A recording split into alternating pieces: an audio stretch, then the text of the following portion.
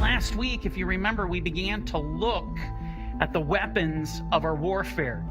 And we discovered that these weapons are not of this earth. These weapons are mighty in God for pulling down strongholds. Strongholds which the enemy goes and erects and constructs all around us. You think about the lust of the flesh, idolatry and covetousness, and he just goes on and on. He builds these strongholds around us. These weapons have the power against these strongholds to literally take them down. There was one particular weapon that stood above all the rest. There was one that was given special preeminence among all the weapons, and that was the shield of faith. This is a weapon that we're told it will quench everything the adversary throws at you. Everything that the adversary has, all those strongholds, all those various things, those trials and tribulations, no matter what he does, no matter what he brings against you, this can dispel it. This can tear it down. I want to build upon this by looking at a story. And actually, we're going to look at a couple stories. But the first one is the star of this story is a woman. And she's not known by name other than she's called the Shunammite woman. And I'm going to tell you, ladies, you're going to want to pay very, very close attention to this story, men as well. But it's such a powerful thing. I figured I'd throw this in here because of how it's one of the most powerful stories in all of the scriptures for me. And so what I'm going to do is I'm going to take you to 2 Kings chapter 4, and we're going to begin at verse 8. And this is what we read. Now it happened one day that Elisha went to Shunem, where there was a notable woman. And I'm going to highlight this, notable woman. In the Hebrew, Isha Gadolah. Isha Gadolah. In other words, Gadol in Hebrew is great. And I want you to understand what the writer is. Now keep in mind, this wasn't written contemporaneously, meaning in real life. Okay, real life, as you're going through the cycle, is written at that same period. No, it was written in hindsight. And this is very important because the writer identifies the Shunammite woman as an Isha Gadolah. She is great. This is a great woman. And not just that she is great in the faith. She is a titan. And so already we just begin this story and we know a large portion of the story already. We already know her character. Okay? Well, it continues, and she persuaded him to eat some food. So it was, as often as he passed by, he would turn in there to eat some food. And she said to her husband, "Look now, I know that this is a holy man of God who passes by us regularly. Please let us make a small upper room on the wall, and let us put a bed for him there, and a table and a chair and a lampstand. So it will be, whenever he comes to us, he can turn in there." Now, we actually get this confirmation of this Isha Gadolah, of why she is a great woman. Look at her character. Look at her integrity. Look at her wisdom. Look at her understanding. Look at her discernment. She recognized a man of God. She knew a man of God when she saw him. And she didn't just sit there. She moved. She moved in righteousness to prepare for him. Now, as the story continues, we're going to discover that Elisha, because of all this kindness that she has shown him, he wants to repay her. He recognizes this woman has went way out of her way to make sure we have been cared for. So he's thinking about what to do for this woman, his assistant, his servant, Gehazi, says, "Well, Elisha, she has no son." Well, Elisha thinks to himself, he's like, that's a good idea. I think this is where we'll go. And what happens? He calls the woman, tells her to come, and he tells her, "Woman, this time next year, you are going to embrace a son." She said, "No, Lord, do not say such things. Do not lie to your servant." See, the Shunammite woman was barren. She had no children. And you know as well as I do that when you get into Bible times, and even times not that long ago, and even among some people today, a woman who has no children, whose desires to have children, is looked upon with reproach, almost to the point of shame. That women have this innate desire given by God to have children. And when that's inhibited, it's devastating. Well, what happens? It happens exactly how Elisha said it would. She, that exact time when he said, she conceives, she embraces a son. But then the son begins to grow, becomes a young boy, and something happens to him.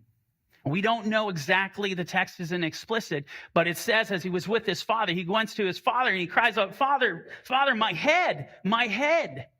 And so the father sends him back to his mom, back to the Shunammite woman. And eventually he dies, basically in her arms, at her feet.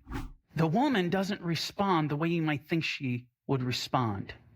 In fact, what she does next is going to make you marvel. It will bring you to awe. This is what we read in verse 21.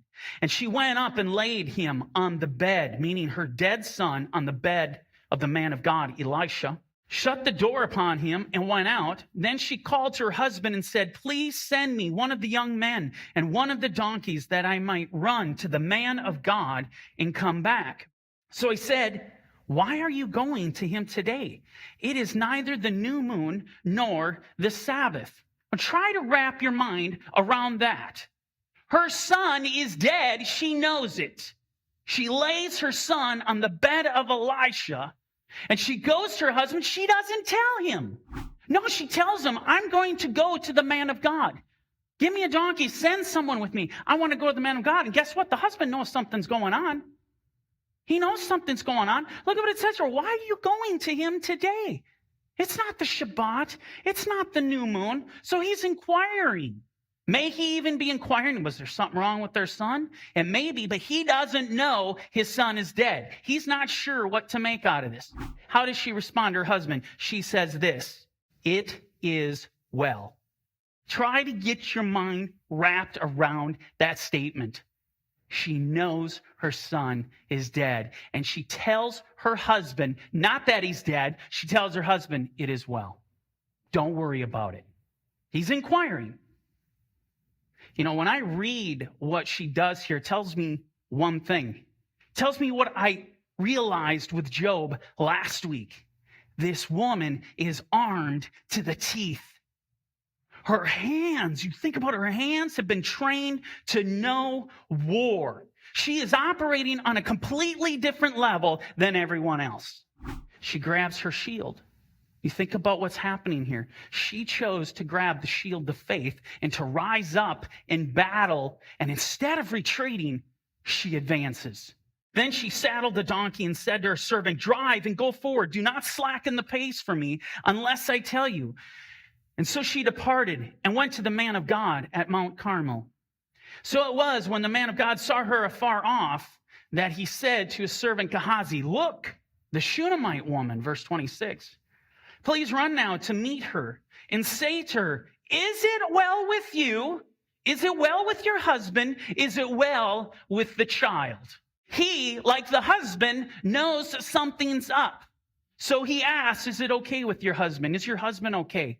Are you okay? Is your child okay?" How does the Shunammite respond? And she answered, "It is well." This is not normal.